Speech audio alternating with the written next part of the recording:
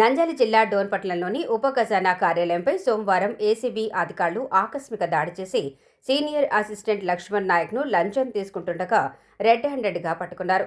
Municipal శాఖలో పనిచేసి retire అయిన ఓ ఉద్యోగి తన పెన్షన్ బకాయిల పని కోసం కార్యాలయానికి రాగా ఆ పని చేయడానికి లక్ష్మణ్ నాయక్ 50,000 రూపాయల లంచం డిమాండ్ చేశారు. దీంతో బాధితుడి ఫిర్యాదు మేరకు రంగంలోకి దిగిన ఏసీబీ డీఎస్పీ సోమన్న తన సిబ్బందితో కలిసి దాడి నిర్వహించి లంచం తీసుకుంటున్న లక్ష్మణ్ నాయక్ను అదుపులోకి తీసుకుని విచారిస్తున్నారు.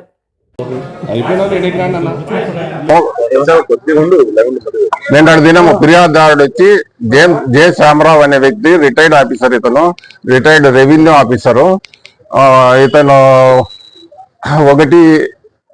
6వ నెల రిటైర్డ్ అయినాడు. ఈ సంవత్సరమే రిటైర్డ్ అయినాడు.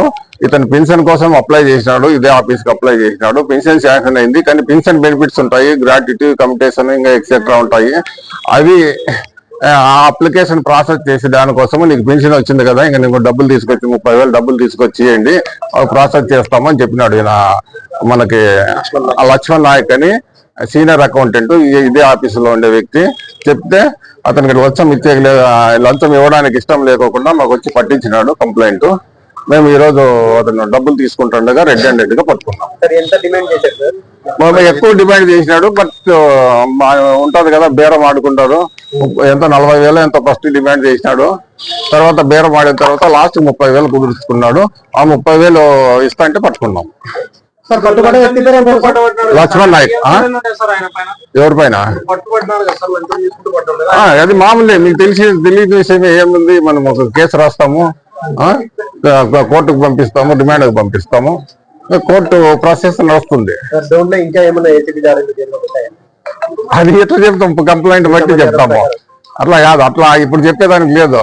ఇప్పుడు మనము అప్పటికప్పుడు అది కంప్లైంట్ వస్తే అది కంప్లైంట్ ఇస్తేనే కంప్లైంట్ వస్తే మాకు 4 రకాల కేసులు ఉంటాయి. కంప్లైంట్ వస్తే ఇది ఒక రకము, ఇంకోటి ఇది ఆదాయానికి మించి ఆస్తులు ఉంటే ఇంకొక రకం ఉంటుంది.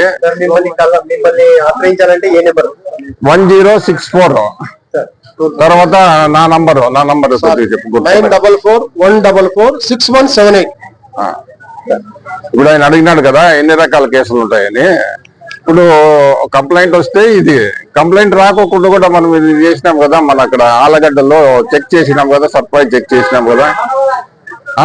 సర్ప్రైజ్ చెక్ చేసినప్పుడు ఏదైనా ఇర్రెగ్యులారిటీస్ బయటపడి లేదా క్యాష్ బయటపడినా కూడా అట్లు కూడా మేము యాక్షన్ తీసుకుంటాం. గవర్నమెంట్ కి రిపోర్ట్ రాసి యాక్షన్ తీసుకుంటాము. ఈ మధ్య కాలంలోనే 250 కోట్ల పైన ఒకరు జంప్ అయినారని చెప్పేసి వార్తలు కూడా వచ్చేసారు. అంటే అవతల వ్యక్తులు ఏ విధంగా పెట్టుబడులు పెట్టింటారనే దానిపైన కూడా మీరు అది అట్లా 250 అంటే పెద్ద ఎత్తున ఉంటుంది. అది నాకైతే తెలీదు విషయము. అది పై ఆఫీసర్లు అంతా మొత్తం చేస్తారు, మొత్తం ఎట్లా వచ్చింది అంతా చేస్తారు. లేదు, ఇంకా ఆయన ఒకటే. 9440446178 9440446178.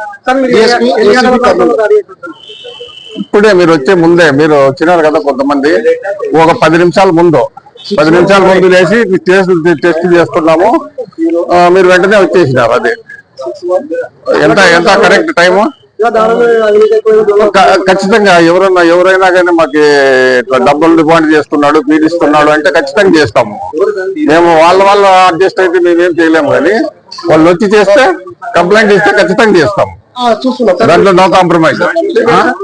నా పేరు Somanna, D Somanna, ACB DSP Kurnool.